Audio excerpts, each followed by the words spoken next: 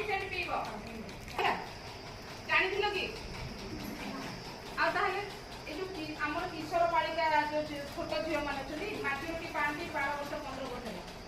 ସେ ଗୋଟେ ଦିନରେ ଥରେ ତାଙ୍କର ମାଟ୍ରିକ ହେଲେ 15 ଦିନ ବନ୍ଦ ଇଏ ହେଉଥିବ ତାପରେ ଡୋଲା ମାଟି କ'ଣ ପାଇଁ କୁହାଯାଏ ଯେ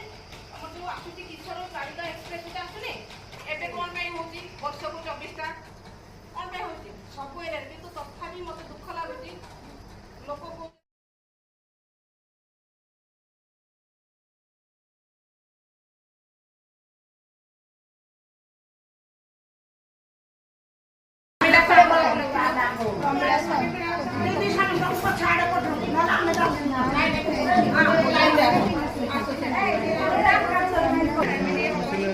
Estamos